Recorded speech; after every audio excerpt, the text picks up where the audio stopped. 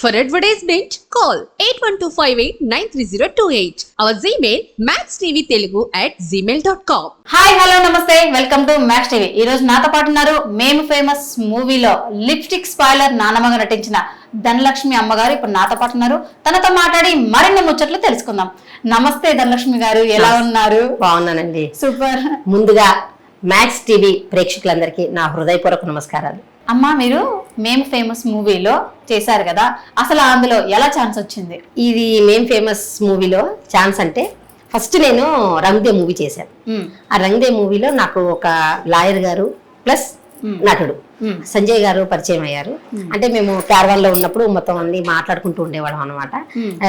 Reverse లో పాడటము, పాటని ఒక డైలాగులు ఎలా చెప్పాలి, ఇలా అన్ని స్లాంగ్స్ లోనూ మాట్లాడుతూ చేస్తూ ఉండేవాళ్ళం. సో ఆయన ఏంటంటే అది మైండ్ లో ఉన్నట్టుంది ఆయనకి. ఆయన నాకు కాల్ చేసి, అమ్మ మీరు ఒకసారి వెళ్ళి చాయ్ బిస్కెట్ ఆఫీస్కి వెళ్ళి ఒకసారి కలిసి రండి, అక్కడ ఆడిషన్స్ జరుగుతున్నాయి, కొత్త వాళ్ళందరూ తీసుకుంటున్నారు అని చెప్పారు. అప్పుడు ఏమన్నా ఏం వెళ్తూ ఉంటాం వస్తూ ఉంటాం సార్, ఏమో మరి అంటే లేదండి ఇక్కడ మీరు వెళ్ళండి, కొత్త వాళ్ళే కావాలంటున్నారంటే సరే అని చెప్పేసి వెళ్ళడం జరిగింది. వెళ్ళిన తర్వాత అక్కడ దుర్గా అని ఉన్నారు. ఆ దుర్గా అని అతను అన్నాడు, ఒక చిన్న సిచ్యుయేషన్ చెప్తానండి మీరు అది చెయ్యండి అన్నాడు. సరే అని చెప్పేసి ఒక ముసలావిడ పిల్లాడేమో బట్టలు కొనుక్కోమని డబ్బులు ఇస్తుంది, అది చిరిగిపోయిన బట్టలు తెచ్చుకుంటాడు, కోపం వస్తుంది, ఇంకెట్లా చేస్తుంది చెయ్యండి అన్నాడు. అప్పుడు నేనేం చేశానంటే ఇంకా సరే ఈ తెలంగాణ వాళ్ళందరికీ అంటే మన ఈ తెలంగాణ అందరికీ కూడా పండగ ఏది బోనాల పండగ కదా అని చెప్పేసి అప్పుడు నేను బోనాలు వస్తున్నాయిరా బాడుకో బట్టలు కొనుక్కొచ్చుకో కూరగా అని పైసలు ఇస్తే అని చెప్పి డైలాగ్ చెప్పాను. చెప్పేసి వచ్చాను సరేనమ్మా అన్నారు. నెక్స్ట్ తను మళ్ళీ కాల్ చేశారు, ఒక వారం రోజుల తర్వాత కాల్ చేసి అమ్మ మీరు ఒకసారి ఆఫీస్కి రండి అన్నారు. డైరెక్టర్ గారు రమ్మన్నారంటే వెళ్ళాను. సుమంత్ ప్రభాస్ అనమాట. అదే ఫస్ట్ టైం తను చూడటం కూడా. తను ఇంతకుముందు సిరీస్ లో చేశారు కానీ నాకు తెలియదు, ఫస్ట్ టైం చూడటం. చూశాడు, అమ్మ బాగుందమ్మా బాగా చేస్తున్నారు, మీరు ఎక్కడ ఏంటి అని అడిగి నేను అన్నది ఆంధ్ర అంటే ఆంధ్రానా అన్నారు. అవునమ్మా అవునన్నా అంటే సరే అమ్మా అని చెప్పేసి తర్వాత వర్క్ షాప్స్ పెట్టారు, 2-3 వర్క్ షాప్స్ పెట్టారు, చేసాం. బాగా టీం వర్క్ చేశారు వాళ్ళందరూ. పిల్లలందరూ కూడా అసలు ఎవరికి ఏ వర్క్ ఉంటే ఆ వర్క్ చేసేవాళ్ళు. ఆర్టిస్టులు వాళ్ళే, టెక్నీషియన్స్ వాళ్ళే, చాలా బాగా ఇది చేసేవాళ్ళు. ఎక్కడ టైం వేస్ట్ చేయకుండా. సుమంత్ ప్రభాస్ కూడా మంచి భవిష్యత్తు ఉంది, మంచి ఈజ్ ఉన్న పిల్లాడు, మంచి ఆర్టిస్ట్ ప్లస్ డైరెక్షన్ కూడా. ఆర్టిస్టుల దగ్గర నుంచి ఎలా తీసుకోవాలనే ఇది కూడా బాగా తెలిసినవాడు. సూపర్, మంచి భవిష్యత్తు ఉంది. ఇప్పుడు అందులో ఫేమస్ అయిన డైలాగ్ అరే మీరే ఉంది కదా, అది ఇన్స్టాగ్రామ్ లో అప్పట్లో చాలా హల్చల్ అయింది. ఒక్కసారి మా కోసం ఆ డైలాగ్ చెప్తారా? సరే చెప్పు. పిల్లాడు చిరిపిన బట్టలు వేసుకుని నా ముందరకు వస్తున్నాడు, నేనేమో హోటల్ దగ్గర పని చేసుకుంటున్నాను అనమాట. కోపం వచ్చింది, నేను ఊడుస్తున్నా, కోపం వచ్చింది. బోనాలు వస్తున్నాయి, పైసలు ఇస్తే సిగ్గుపైన బట్టలు కొనుక్కొచ్చుకుంటారా? సిగ్గులేదా? ఉత్తగా ఉత్తగా పైసలు ఇచ్చినారా? ఉంచుకున్నావా? అరే పైసలు ఎక్కువ అంటావు, ఉత్తగా అంటావు, ఏం కథలు పడుతున్నావా? ఆ పక్కిట్లకి వెళ్ళి ఎత్తుకొచ్చినట్లుంది, చూసినా ఎట్లుందా? ఇది వాడు మోసం చేసిండు, నేను అప్పుడే చెప్పినా నేను వస్తారా వస్తారా అంటే వద్దంటే వద్దాంటివి నాడు. ఇప్పుడు ఆనకంటే నీకనేది చెప్తా. సూపర్ అమ్మా, న్యాచురల్ గా ఉంటుంది తెలుసు మీ యాక్టింగ్. నేను నిజం చెప్పంటే ఆ మేము ఫేమస్ మూవీ చూసిన తర్వాత మీ యాక్టింగ్ కి ఫిదా అయిన తెలుసా. మీరు ఇండస్ట్రీకి రాకుండా ముందు ఏం చేసేవారు? ఇండస్ట్రీకి రాకముందు నేను మామూలుగా ఫస్ట్ చిన్నప్పటి నుంచి కూడా నేను యాక్టింగ్ స్కూల్లో అన్ని చేస్తూ ఉండేదాన్ని. ఇప్పుడు మన డైరెక్టర్ హరిశంకర్ గారు ఉన్నారు కదా, తను నాకు జూనియర్. మేమిద్దరం కూడా ఒకటి జిల్లా పరిషత్ స్కూల్లో చదివాం, BHL లో. వాళ్ళ నాన్నగారు మాకు తెలుగు మాస్టర్ అనమాట. అలాగే ఆంగిరి శర్మ గారు అని ఎలా మా తెలుగు మాస్టర్. మాకు తెలుగు మొత్తం బాగా నేర్పించడం కానీ, మా చేత వ్యాసరచన పోటీలు కానీ, ఉపన్యాస పోటీలు కానీ అన్నిట్లలో కూడా స్టేజ్ ఫియర్ లేకుండా చేసేవారు అనమాట. వాళ్ళు బాగా ఎంకరేజ్ చేసేవాళ్ళు మమ్మల్ని. అన్ని నాటకాలు వేయటము, అలా అలా చిన్న చిన్న డ్రామాలు, చిన్న చిన్న పిల్లలకి నీతికి సంబంధించినవన్నీ చేస్తుండేవాళ్ళు. అలా అలా మేము స్టేజ్ ఫియర్ లేకుండా వచ్చాం. తర్వాత అదే BHL లో ఉన్నటువంటి గవర్నమెంట్ కాలేజీలో ఇంటర్ చేశాను. తర్వాత ప్రగతి కాలేజీలో PG చేశాను, డిగ్రీ PG అన్ని చేశాను. అలా నా ప్రస్థానం అయింది. ఇంటర్మీడియట్ లో నా మ్యారేజ్ అయిపోయింది. ఇంటర్మీడియట్ లో మ్యారేజ్ అయిపోయింది, ఓకే. ఆ తర్వాత మా హస్బెండ్. అమ్మ ఇండస్ట్రీకి వచ్చారు కదా, మరి అమ్మా నాన్న సపోర్ట్ ఉందా? ఇండస్ట్రీకి వచ్చారంటే నేను మ్యారేజ్ అయిన తర్వాత ఇండస్ట్రీకి వచ్చాను. అంతకుముందు మామూలుగా నేను స్టేజ్ ఆర్టిస్ట్. అది 17 years లో మ్యారేజ్ అయిపోయింది. అప్పటి నుంచి నేను మా హస్బెండ్ బాగా ఎంకరేజ్ చేస్తాను నాకు. అంటే తనకు పెద్దగా ఇంట్రెస్ట్ ఉండదు, కాకపోతే నన్ను వద్దనరు, నన్ను బాగా సపోర్ట్ చేస్తారు. అట్లాగా మా దగ్గర BHL లో మంచి ఆర్టిస్టులు ఉన్నారండి, మంచి ఆర్టిస్టులు అంతా సీనియర్స్ చాలా మంది ఉన్నారు. వాళ్ళు బాగా గైడ్ చేస్తారు అనమాట. ఇది ఇలా చేయాలి, స్టేజ్ మీద ఎలా చేయాలి ఏంటి అనేది బాగా గైడ్ చేస్తారు. మనం ఎక్కడక్కడ మనం ఎలా బిజినెస్ చేయాలి, మైక్ సెన్స్ ఎలా ఉండాలి, ఇలాంటివన్నీ నేను పౌరాణికంలో ఫస్ట్ నేర్చుకున్నానండి. తర్వాత సాంఘికంలోకి వచ్చా. ఓకే. మాకు లేడీస్ వెల్ఫేర్ సెంటర్ అని ఉండేది అక్కడ. దాంట్లో ఏంటంటే లేడీస్ అంతా ఉంటారు, సోషల్ వెల్ఫేర్ అనమాట. మేము టీచర్స్, మా 3 స్కూల్స్ ఉంటాయి అక్కడ, స్పెషల్ కేర్ స్కూల్, గీతాంజలి, అభిలాష. ఆ స్కూల్స్ అన్నిటికీ వీళ్ళు సోషల్ వెల్ఫేర్ అనమాట వీళ్ళు చేస్తూ ఉంటారు అనమాట. వాటి కిందే మేము వర్క్ చేస్తాం. సో వాళ్ళు ఏం చేశారంటే ఎప్పుడు ఒక ప్రోగ్రామ్, మంత్లీ ప్రోగ్రామ్స్ ఉండేవి. దాంట్లో నేను ఫ్యాన్సీ డ్రెస్ కాంపిటీషన్ లో పార్టిసిపేట్ చేశాను. దాంట్లో నేను దుర్యోధనుడు మైసభ చేశాను. మైసభ చేశాను. చేసిన తర్వాత అప్పుడు వాళ్ళకి బాగా నచ్చింది. దాంట్లో ఒక డాక్టర్ గారు వచ్చారు మాకు, డాక్టర్ కోటయ్య అని, మా బిహెచ్ఎల్ హాస్పిటల్లో డాక్టర్గా వర్క్ చేసేవారు. ఆయన వచ్చి చూసి, మీరు దుర్యోధనుడిగా చేస్తారా నా దాంట్లో అని చెప్పేసి శ్రీకృష్ణ రాయవారంలో దుర్యోధనుడిగా తీసుకున్నారనమాట. ఆయన సర్కిల్ అమ్మో నేనా అని చెప్పేసి అనుకున్నాను. అంటే ఏదో మామూలుగా ఫ్యాన్సీ డ్రెస్ అంటే వేసాం కానీ ఇది ఎలాగంటే లేదని 5 days లో ఎవరికి తెలియకూడదు అని చెప్పేసి 5 days లో నాకు మొత్తం పద్యాలు మొత్తం దానికి ఉన్న డైలాగులు అన్ని నేర్పించేశారు. నేర్పించి స్టేజ్ ఎక్కించారు. అక్కడ చేసిన తర్వాత కూడా చేస్తున్నప్పుడు వన్స్ మోర్ అన్నారు. ఒకటి ఉంటుంది, ఒక పద్యం ఉంటుంది. అది ఏంటంటే మా డాక్టర్ గారు అంటే ఆయన శ్రీకృష్ణుడు కదా, ఇక్కడ దుర్యోధనుడు ఆయన ఎందుకు పనికిరాడు, రథం నుండి ఎంతో మంది ఉంటారు అనేసి ఒక డైలాగ్ ఉంటుంది. ఆ పద్యం వాడుతున్నప్పుడు వన్స్ మోర్ అని కింద నుంచి విజిలేసారు. ఏంటో ఇట్లా వన్స్ మోర్ అని విజిలేస్తున్నారు అని ఒక్కసారిగా ఆయన చూసా. చూడంగానే ఆయన అన్నారు మరొక్కసారి కానీ అన్నారు. అప్పుడు నేను అర్థం చేసుకుని అదే ఫస్ట్ టైం అన్నమాట. అర్థం చేసుకుని మళ్ళీ ఒకసారి చెప్పాను. మా కోసం కూడా ఒక్కసారి ఆ పౌరాణిక గేయం చెప్పమంటారా? రథమునందెన్ని చిత్రంబు ప్రతిమలుండవు, రథమునందెన్ని చిత్రంబు ప్రతిమలుండవు, అందు శివుడు విష్ణువు అజుడు ఎల్ల దేవతలుండవచ్చు, ఆటి కృష్ణుడర్జున స్యందన విభూషయగుగాక.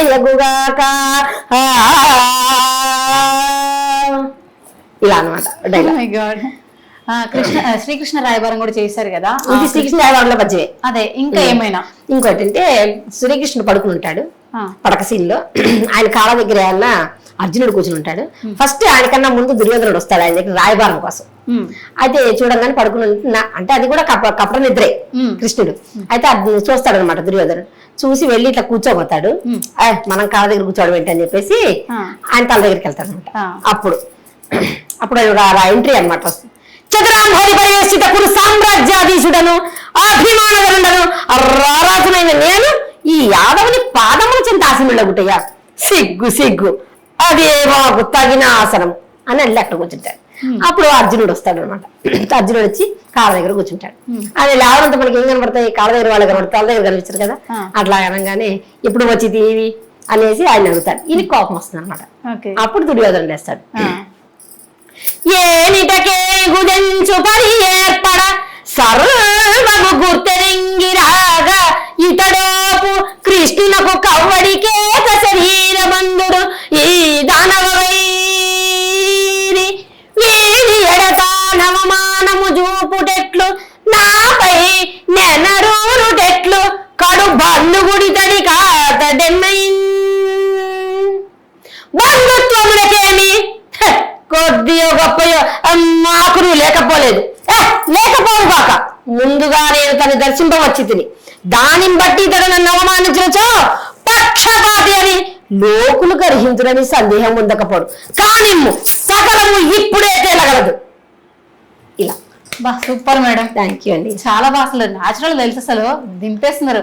అప్పటి పౌరాణిక 14 ఇప్పటికి ఇంకా మీకు గుర్తున్నాయంటే గ్రేట్. అసలు మీరేం చెప్పాలంటే ఇష్టం, నాకు ఇష్టం పౌరాణికం చేయాలంటే. అంటే జెంట్స్ మెయిల్ గా జెంట్స్ లేడీస్ గట్ట చేస్తున్నారు, కానీ మనం ఎందుకు చేయకూడదు? ఎప్పుడు లేడీస్ కంటే కామన్గా అందరూ చేస్తుంటారు కదా అనే ఉద్దేశం ఉండేది నా మనసులో. మనం ఇది చెయ్యాలి మనం అనేసి. కానీ చాలా కష్టం కదా మేడం ఇట్లా పౌరాణిక పద్యాలంటే, చాలా కష్టం.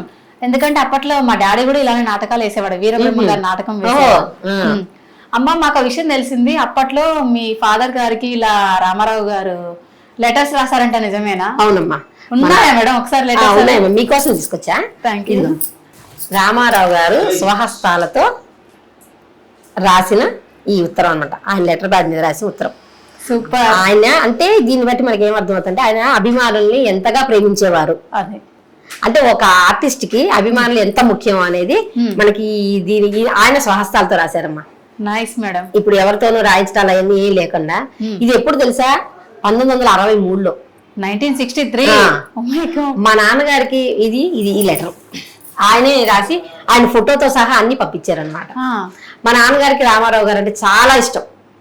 అలా మమ్మల్ని కూడా అలా సినిమాలకి ఆయన సినిమాలకి తీసుకెళ్తూ మమ్మల్ని మాకు కూడా ఆయన అంటే చాలా ఇష్టపడేలా చేశారు. సూపర్. అంటే మీ ఫాదర్ కూడా అమ్మ నాన్న ఇద్దరు నాటకాలు వేసేవాళ్ళు? లేదమ్మా, లేదు. కానీ ఇష్టం ఆయనకి, ఇష్టం నాటకాలంటే చాలా ఇష్టం అనమాట. ఎక్కడ నాటకాలు జరుగుతున్నా అక్కడికి వెళ్ళిపోయేవారట. అంటే వాళ్ళు చెప్పడం అనమాట, ఎక్కడ వెళ్ళిపోయేవారు. సినిమాలంటే నాకు తెలుసు అనమాట. లవ కుశ గాని, సినిమా గాని, మొగ మనసులు, ఇలా పాత సినిమాలంటే ఇప్పటికి కూడా ఆయన కొత్త సినిమాలు ఏవి చూడరు. ఒక చిరంజీవి గారు అంటే బాగా అభిమానం, బాగా ఆయన సినిమాలు చూస్తారు. ఇంకా రామారావు, నాగేశ్వరరావు పాత సినిమాలు చూసినవే చూస్తారు. రాత్రి అయినా సరే ఆయన కూర్చుని అలా చూస్తారనమాట. భూకైలాస్ ఇలాంటివి పౌరాణికలు అంటే చాలా ఇష్టం ఆయన. అమ్మ ఇండస్ట్రీలోకి వచ్చారు, ప్రతి ఒక్కరికి కష్టాలు ఉంటాయి, సో అందరికీ ఉండనే ఉంటాయి. మరి మీకు ఎలా అనిపించింది ఇండస్ట్రీలో అడుగుపెట్టిన తర్వాత? ఇండస్ట్రీలో అడుగు పెడితే కష్టం అంటే మనం ఇష్టపడి వచ్చాము, కష్టం అనేవి అనిపించదు. ఎందుకంటే పైగా ఇంకోటి ఏంటంటే మనం ఒకటి బాగా గుర్తుంచుకోవాల్సిన విషయం ఏంటంటే మనం దీని మీద ఆధారపడకూడదు. ప్రొఫెషనల్ గా దీని మీద ఆధారపడ్డాం అనుకోండి, అప్పుడు మనం కష్టాలు ఎదుర్కొంటాం. నేనేంటంటే యాజ్ టీచర్ గా ఉన్నాను కాబట్టి నాకు ఇష్టం ఉండి ఫస్ట్ నేను వచ్చింది ఏంటంటే ముందు ఈటీవీలో స్మైల్ అజా స్మైల్ అనే ప్రోగ్రామ్ వచ్చేది అప్పట్లో 2001లో. అది కామెడీ షో అనమాట. ఈటీవీ వాళ్ళు చేసేవాళ్ళు. ఉషా కిరణ్ మూవీస్ దాంట్లో ఆడిషన్స్ జరుగుతున్నాయని పేపర్ లో వచ్చింది. నేను పేపర్ బాగా చదువుతాను. అది చిన్నప్పటి నుంచి మా నాన్నగారు అదే ఆంధ్రప్రభ ఆయనకి బాగా ఇష్టం. అలాగే మాకు అది అలవాటు అయిపోయింది అనమాట.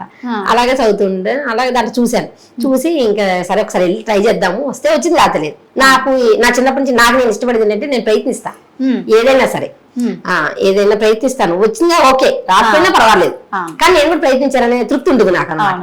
అలాగా వెళ్ళాను అనమాట.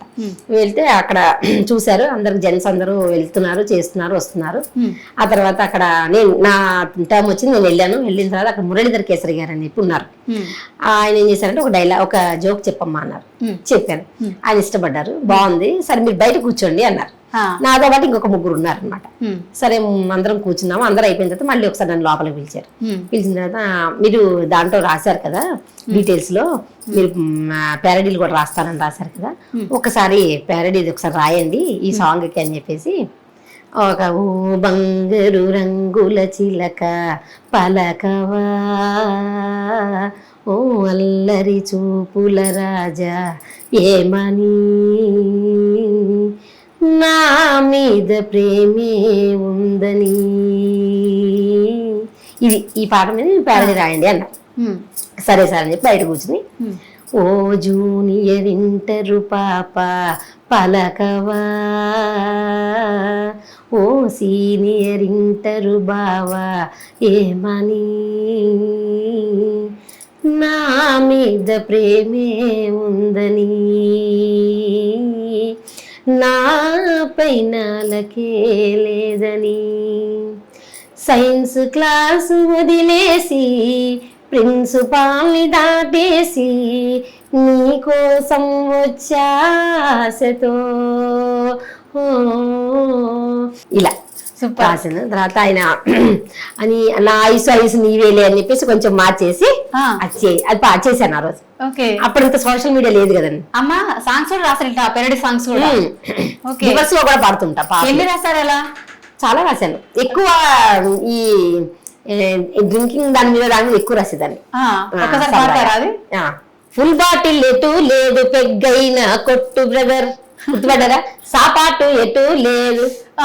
ఓకే, ఆ పాటను కనుక ఇట్లా, ఫుల్ బాటిల్ ఎటు లేదు పెగ్గైన కొట్టు బ్రదర్, రాజధాని నగరంలో బీరు బారు నీది నాదే బ్రదర్, స్వతంత్ర దేశంలో కళ్ళు కూడా తల్లి లాంటిదే బ్రదర్, మన తల్లి కల్లుకుండ మన తండ్రి నిండుకొండ, మన అన్న రాయలన్నరా తమ్ముడు మన కీర్తి మెగ్డోలురా, సీసాలు పుచ్చుకొని పేక చేత బుచ్చుకొని, సీసాలు పుచ్చుకొని పేక చేత బుచ్చుకొని, క్లబ్లో చేరినాము రమ్ము రమ్ము అంటున్నాము, జనాన్ని చెడిపేసి పాడు పౌరులం బ్రదర్ ఫుల్ బాడీ లేటు లేదు పెగ్గైనా కొట్టు బ్రదర్. మేడం అసలు పాటలు సరదాగానండి. చాలా బాగా పాడారు. Thank you madam. పాటలు రివర్స్ కూడా పాటలు కూడా రివర్స్ లో కూడా ఒకసారి రివర్స్ అలాగే ఒకసారి. ఎందుకంటే ఓల్డ్ ఈజ్ గోల్డ్ కదా, పాత పాటలు చాలా బాగుంటాయి కదా, అది అందరికి తెలిసిన పాటలు పాడతాం. నన్ను దోచుకుందువటే నన్ను దోచుకుందువటే వన్నెల దొరసాని కన్నులలో దాచుకుందు నిన్నే నా స్వామి నిన్నే నా స్వామి నన్ను దోచుకుందువటే. ఈ పాట నున్నటే వదుకుచుదో నున్నటే వదుకుచుదో లన్నెవని సారదో నున్నటే వదుకుచుదా నేనీ నా మీస్వా నేనీ నా మీస్వా నున్నటే వదుకుచుదో. ఓ మై గాడ్, ఏంటి మేడం ఇంత టాలెంట్ అయితే ఎలా చెప్పండి అసలు. ఆర్టిస్ట్, సింగర్, పేరెంట్ సాంగ్స్ రాస్తారు అంతే అంతే ఇంట్రెస్ట్. అసలు నిజంగా చాలా గ్రేట్ మేడం. అసలు మేడం మేము ఫేమస్ తర్వాత ఇంకా ఎన్ని మూవీస్ చేశారు? మేము ఫేమస్ తర్వాత వెబ్ సిరీస్లు చాలా చేశాను. Web series loser, save the tigers, Srimathi Kumari, తర్వాత ఈ ఇంద్రప్రస్థానం అని దేవకట్ట గారు వెబ్ సిరీస్ చేస్తున్నాను. మసూదాలో మీ క్యారెక్టర్ చాలా డిఫరెంట్ గా ఉంది మేడం. అవును, అసలు ఆ యాక్టింగ్ నేను చూసాను కదా, ఓ మై గాడ్ అనిపించింది. చూసారా? 4-5 చోట్ల ఉంటాను. ఆ కార్ దగ్గర ఇలా డిఫరెంట్ గా స్మైల్ ఇచ్చేసి ఉన్నారు కదా, చూసా అనమాట. అసలు టోటల్ గా అసలు నేచురల్ యాక్టింగ్ తెలుసా. భయపెట్టే సీన్ లాస్ట్ లో కూడా భయపెడతాను. లాస్ట్ లో కూడా చాదర పడేసుకుంటాడు కదా, అప్పుడు కూడా అరుస్తాను చూసారా? అవును చూసా నేను చూసా మూవీ చూసా. అదే అంటున్నా, అంత నేచురల్ గా హౌ ఇస్ ఇట్ పాసిబుల్? అసలు చాలా గ్రేట్ మేడం. అసలు చెయ్యాలని ఇంట్రెస్ట్ అంతే. అదే అది ఏం క్యారెక్టర్ అది ఇది కాకుండా మంచిది మనం చేయగలిగేవి. అది ఇతర మనం ఏవైతే అశ్లీలను అలాంటివి ఏం చెయ్యం కాబట్టి మనం ఏం చేయగలం, ఏదైతే నటనకి మంచి ప్రాధాన్యత ఉందో అలాంటివి మాత్రం ఎంచుకుంటాం. మీరు ఇట్లా టీచర్ గా చేస్తున్నారు, మరి ఆర్టిస్ట్ చేస్తున్నారు, హౌ ఇస్ ఇట్ పాసిబుల్? ఎలా మేనేజ్ చేస్తున్నారు? ఎలా మేనేజ్ చేయడం అంటే నాకున్న సెలవులు కేవలం వీటికి మాత్రమే పెట్టుకుంటాను. నేను మళ్ళీ జ్వరం వచ్చినా, ఒంట్లో బాగుండపోయినా అది వాటి వీటికి పెట్టుకోను. వేరే వాటికి కూడా ఫంక్షన్స్ కాడికి తక్కువ పెడతాను. ఇలాంటి వాటి కోసమే నేను ఎక్కువ సెలవులు, మాకు సిఎల్స్, హెచ్పిఎల్స్ అవి ఉంటాయి, పెట్టుకుంటూ ఉంటాను. మాకు మా కమిటీ వాళ్ళు కూడా సపోర్టింగ్ ఉంది. మా టీచర్స్ అందరూ కూడా బాగా సపోర్ట్ చేస్తారు. అమ్మ ఇట్లా ఇండస్ట్రీలోకి వచ్చారు, ఎలాగో హస్బెండ్ సపోర్ట్, అమ్మా నాన్న సపోర్ట్ ఉంది, మరి రిలేటివ్స్ ఏమనుకునేవారు? అసలు ఏమనుకోరండి వాళ్ళు, ఎందుకంటే వాళ్ళకి తెలియదు కదా మనం వెళ్తున్నాం, మనం ఏం చేస్తున్నాం. ఇప్పుడు అంతా అందరు కలిసి ఉంటే తెలుస్తుంది, ఎవరికి వాళ్ళ ఉంటాం కదా. కాబట్టి కానీ చేస్తానని తెలుసు. అంటే ఎంకరేజ్ చేయడం అంటే చేస్తారు వాళ్ళు కూడా, అదే వద్దు అనే మాత్రం ఎక్కడ రాలేదు నాకు. అమ్మ ఇండస్ట్రీలోకి అడుగు పెట్టారు, మరి సో ఆల్రెడీ టీచర్ గా చేస్తున్నారు కదా, ఇప్పుడిప్పుడే మీకు ఇంతకు ముందు అయితే ఎటువంటి ఆఫర్స్ ఎక్కువ ఏం లేవు అనుకుంటా. సో ఇప్పుడు వచ్చిన తర్వాత ఎలా అనిపిస్తుంది మీకు? ఆ ఫీలింగ్ హ్యాపీగా ఉంది, చాలా బాగుంది. అయితే మళ్ళీ గుర్తించేంత వరకు ఏదైనా అంతే కదా, ఇప్పుడు అందరూ ఒకలా ఉండరు. కొంతమంది గుర్తించేంత వరకు మనకి మంచి డైరెక్టర్స్ ఉన్నారు, వాళ్ళు నటన కోసమే వాళ్ళు వచ్చిన ఫీల్డ్ లోకి వచ్చిన డైరెక్టర్స్ ఉన్నారు, మంచి మంచి ఆర్టిస్టులు ఎన్నుకుంటారు. అది మనకి హ్యాపీ అనిపిస్తుంది. అమ్మ ఇండస్ట్రీలోకి అడుగు పెట్టారు, అసలు మీ ఫ్యామిలీ బ్యాక్గ్రౌండ్ ఏంటి అసలు? అంటే ఫ్యామిలీ బ్యాక్గ్రౌండ్ అంటే నాకు పెద్ద ఎవరు లేరండి, ఆర్టిస్టులు ఎవరు లేరు. కాకపోతే నాన్నగారికి బాగా సినిమాలన్నా నాటకాలన్నా చాలా అభిమానం, చాలా ఇష్టం అనమాట ఆయనకి. అట్లాగా మేము సినిమాలకు ఆయనతో పాటు వెళ్ళటం, పౌరాణిక ఆ ఇన్ఫ్లుయెన్స్ నా మీద పడింది. ఆయన కూడా బాగా ఎంకరేజ్ చేసేవారు నాన్నగారు కూడా. అలా మా నాన్నగారు ఇష్టపడతారు, చూస్తారు అన్ని కూడా, నాటకాలన్నా కూడా. ఆయన మంచి చెప్పాలంటే ఆయన ఒక పెద్ద విమర్శకుడు. ఇది చేయలేదు అనుకో, ఇట్లా చేస్తే బాగుంటుంది, అట్లా చేస్తే బాగుంటుంది, అట్లా చేస్తుంటారు. ఎంతమంది మా పిల్లలు? నాకు 2, ఒక బాబు ఒక పాప. ఏం చదువుతున్నారు వాళ్ళు? పాప ఎంఎస్సి అయిపోయింది, ఎంఎస్సి మైక్రోబయాలజీ చేసింది, తను క్లాసికల్ డాన్సర్. మీరు ఆల్రెడీ ఇండస్ట్రీలో ఉన్నారు, మరి పిల్లల్ని కూడా ఇలానే తీసుకొచ్చేస్తారు ఇండస్ట్రీలోకి? ఇంట్రెస్ట్ ఉండాలి కదండి, ఇప్పుడు మనం అక్కడ దాకా తీసుకెళ్ళగలుగుతాం కానీ తనకి ఇంట్రెస్ట్ లేదు. తన క్రీక్ ఇంటర్నేషనల్ స్కూల్లో డాన్స్ టీచర్ గా చేస్తాను. గ్లాండ్ ఫార్మాలో చేసేది, దాంట్లో చేసి 2 years చేసింది. తను మానేసేసి ఇదే ప్రొఫెషన్ గా ఎంచుకుని క్రీక్ ఇంటర్నేషనల్ స్కూల్లో డాన్స్ టీచర్ గా చేస్తుంది. మళ్ళీ డోయిన్స్ లో ఇన్స్టిట్యూట్ పెట్టుకుంది, డాన్స్ ఇన్స్టిట్యూట్. బాబు తిరుపతిలో కీసరగుట్లో చదువుకున్నాడు. కీసరగుట్ట. పౌరోహిత్యం నేర్చుకున్నాడు. అక్కడ తిరుపతిలో వేదిక్ యూనివర్సిటీలో ఆపస్తంభ పౌరోహిత్యం పూర్తి చేసుకుని ఇప్పుడు అక్కడ గణపతి సత్యనారాయణ స్వామి ఆశ్రమంలో పంచముఖ ఆంజనేయ స్వామి గుడిలో ప్రధాన అర్చకుడుగా చేస్తున్నాడు. సూపర్ అమ్మ. ఇద్దరికి మ్యారేజెస్ అయిపోయినాయి. అమ్మ నేను ఒక వీడియో చూసాను, మీరు ఏ స్లాంగ్ అయితే ఆ స్లాంగ్ దించేస్తారంట కదా అసలు. అంటే రాజమండ్రి, శ్రీకాకుళం, ఆంధ్ర, తెలంగాణ ఏదైనా సరే. నీకు ఒక చిన్నది చెప్తాను. ఒక మిమిక్రీ చేస్తుంటా లైట్ గా. మిమిక్రీ కూడా అంటే పెద్దగా అని కాదు కానీ మిమిక్రీ నాకు తోచిన అనమాట. మోడ్యులేషన్ చేయాలని ఇంట్రెస్ట్ అనమాట. నాకు సిఎస్ఆర్ ఆంజనేయులు గారు అంటే చాలా ఇష్టం. ఒక డైలాగ్ చిన్నది తీసుకుని ఎస్వి రంగారావు గారి డైలాగ్ తీసుకుని ఈ రామారావు అనేది ఈ మన చంద్రబాబు నాయుడు గారు ఎలా చేస్తారు, మళ్ళీ అదే కేసీఆర్ గారు అయితే ఎలా చేస్తారు, ఈ సిఎస్ఆర్ ఆంజనేయులు గారు ఎలా చేస్తారు అనేది చూపించండి. సిఎస్ఆర్ మన ఫస్ట్ మన ఈయన ఎస్వి రంగారావు గారు డైలాగ్ దక్షయజ్ఞంలో. అమ్మా సతీదేవి, నీ అపారమైన శివభక్తి మమ్మల్ని ప్రవశింపజేసిన తల్లి ఏమిటి ప్రాణపతి గాన తినడానికి తిండి లేదు భిక్షాటన చేయవాడు, నిలువ నీడలేక శ్మశానంలో తిరుగువాడు, నీకు తగిన వాడు కాడు తల్లి. చతుర్దశ గోరైక సార్వభౌమ సకలైశ్వర్య సంపన్నుడైన ఈ దక్షిణకి భిక్షువు అల్లుడవుతాయా? అసంభవం అసంభవం. ఇది గనక సిఎస్ఆర్ ఆంజనేయులు గారు శకుని పాత్ర ఇస్తుండారు ఆ సినిమాలో. అన్న చతుర్దేవి, నీ అపారమైన శివభక్తి మమ్మలను పరవశింపజేయుచున్నది తల్లి. ఏమిటే ప్రాణపతిగాన తినడానికి తిండి లేదు భిక్షాటన చేయువాడు, నిడుగా నీడలేక శ్మశానంలో తిరుగువాడు, నీకు తగిన వరుడు కాడు తల్లి. చతుర్దశ భువనైక సార్వభౌమ సకలైశ్వర్య సంపన్నుడైన ఈ దక్షిణకు ఆ భిక్ష అల్లుడగుటయా? అసంభవము తల్లి అసంభవము. ఇదే గనక మన చంద్రబాబు నాయుడు గారికి ఇస్తే ఆయన ఏ విధంగా చెప్తాడు సరదాగా.